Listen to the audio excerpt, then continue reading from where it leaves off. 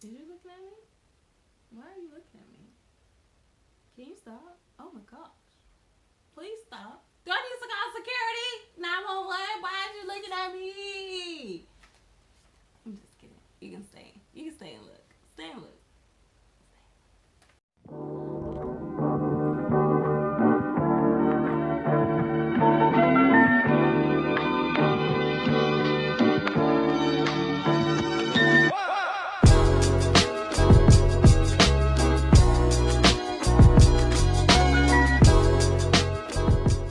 And good evening. Welcome back to my channel for whatever time you.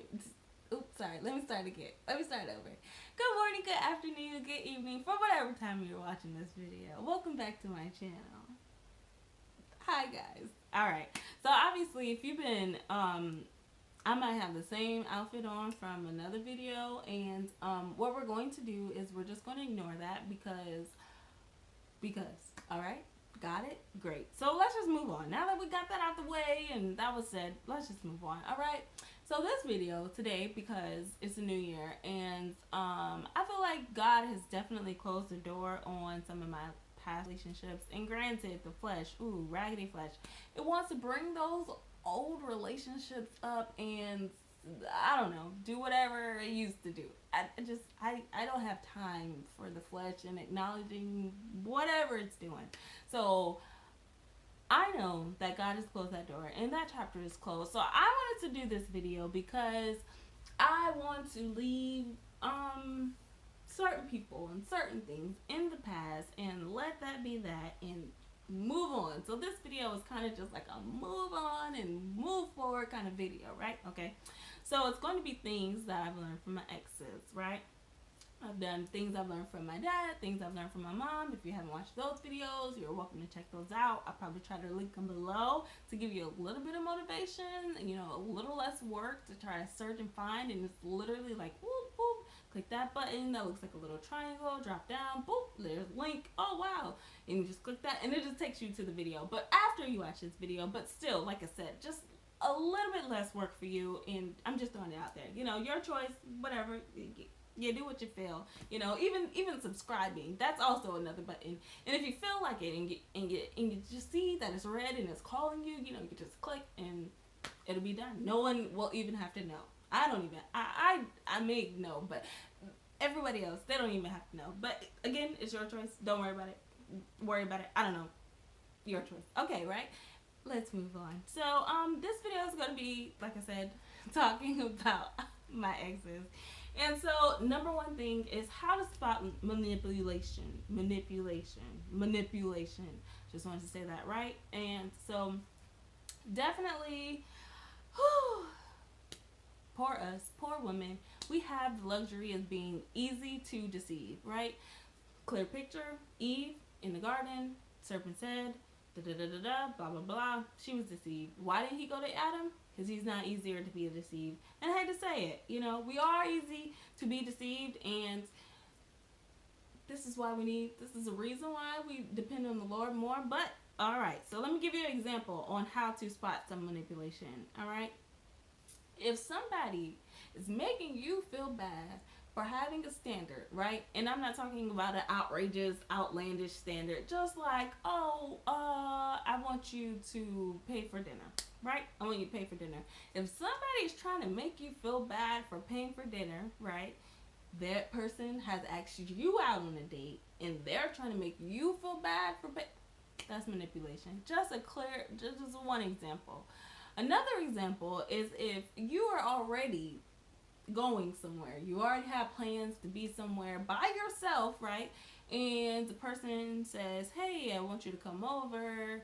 And you're just like, hey, well, can you come with me? Like, I'm already going here. It's not that far from where you already are. And they try to make you feel bad for not spending time with them. That's manipulation. Like, how? What? You said it, you see what I mean? Like, they're trying to make you feel bad so that you go do what they want you to do versus them actually wanting to spend time with you and them just coming to join you. That's manipulation. So I definitely, my eyes have been open to the manipulation that is out there in those streets, in the streets. So Number two is you can't internalize a breakup or someone cheating on you. Like, it can be hard and it can be difficult to want to know, like, what did I do wrong in a relationship, or what happened to where this person stepped out on me. Like, what did I do wrong? And you can't do that. You can't internalize it. Of course, you can learn from it. You can try to change from, like, maybe, in the relationship you were a little bit too, you weren't as trusting, so you didn't let that person in, and that led them to breaking up with you. And so you can reflect and look and see, but you don't want to internalize it, because that can hurt your self-confidence. It can hurt who you think that you are, and that belief that you are worthy of having someone that will treat you right. Because if you, on the flip side of that, obviously, if you don't think you're worthy, then you just accept whatever comes your way, and you obviously won't be in a healthy relationship, and it's it's just not a good thing to internalize a breakup, or when someone cheats on you, especially if someone cheats on you, because you don't have anything to do with that person making the step. If they're in a relationship with you, you expect them to be committed, right? That's the conversation we have. I don't know. You know what? I haven't been in a relationship for a while. I don't know what you guys are doing these days, but that's what I thought. And so if that's the conversation that you have with that person, then definitely you can't internalize that. So number three is not to be judgmental. I definitely know in my last relationship that I was very judgmental, because I wanted him to be someone that he wasn't already. And, I thought that he was expressing that he wanted to be that person, but, if I was really, eyes were really open, then I could have been like, oh, okay, you're just saying that you're not really wanting to do, because you don't have to force someone to do something, that if they really want to do it. Like, if I say, hey, we're going to Disneyland, I got your ticket ready, and you're like, oh, well, I got to do this and I got to do that. Well, you don't really want to go to Disneyland. This is already currently free, so I shouldn't have to force you to come to Disneyland for free. So but just not to be judgmental, and to have that grace, especially when people mess up and people make those mistakes. Like, even though it might not necessarily help in that relationship to extend grace. I could definitely see how, especially in my marriage, that it would help me to be graceful to my husband, and not be like this nagging person, like, hey, you said you were going to do this and you really didn't do it, so I don't know, and giving a stank face and a cold shoulder and all this kind of stuff. Like, I'm going to be in a partnership with my husband, and I know that us being united is what's going to help, versus me just trying to tear him down. So number four number four is that guys desire respect. I had an ex, and he used to say that all the time, like, oh, you don't respect me, or you're being disrespectful. And I just never understood it. Like, what are you talking about? And I don't know, maybe he tried to explain. I'm not even sure. It was so long ago now, but just guys do desire respect, and it looks different to every guy, because they're all different. Just like every woman is different. Every woman desires to be loved in a different way. So just having that conversation with my husband when that time comes, just trying to ask him, and then just paying more attention.